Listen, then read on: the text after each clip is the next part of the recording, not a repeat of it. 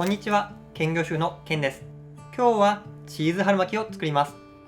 チーズを春巻きの皮で包み、フライパンで焼くだけのシンプルな料理ですが、春巻きのパリッとした食感やビヨーンと伸びるチーズが楽しめます。子供やチーズ好きな人も喜んでくれますし、おつまみにもなるのでおすすめです。それでは早速作ります。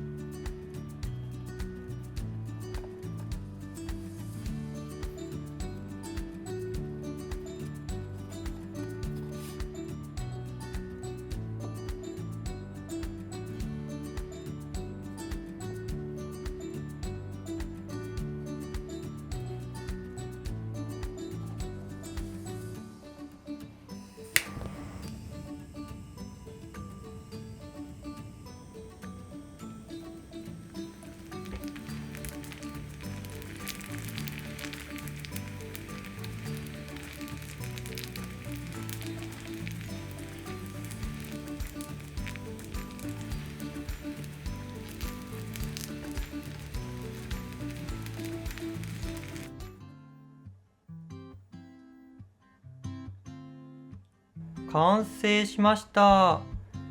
チーズのね、いい香りがします。それではね、早速いただきます。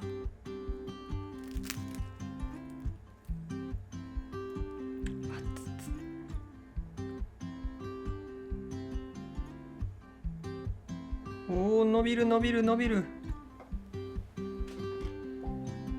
めちゃくちゃ伸びますね、チーズ。食べやすい。こちらをいただきます。おいしい。パリッパリの春巻きの皮とビヨーンと伸びるチーズね。これ最高ですね。裂けるチーズは加熱するとすごいね、ビヨーンと伸びるんですけども、それだけだとね、ちょっとね、味が淡白くなります。ですので今回は裂けるチーズだけじゃなく、とろけるチーズもね、加えました。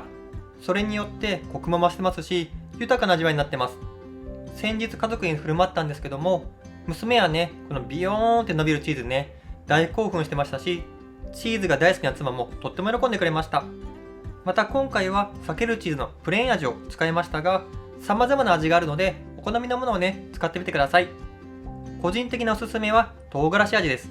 ピリッとした辛さがいいアクセントになって、ビールのつまみにね、ぴったりです。レシピの方は下の概要欄にまとめてありますので、ぜひ作ってみてください。最後までご視聴ありがとうございました。このチャンネルではキャンプ場でも簡単に作れる料理を紹介します。ぜひチャンネル登録とグッドボタンをお願いします。それではまた次回。バイバイ。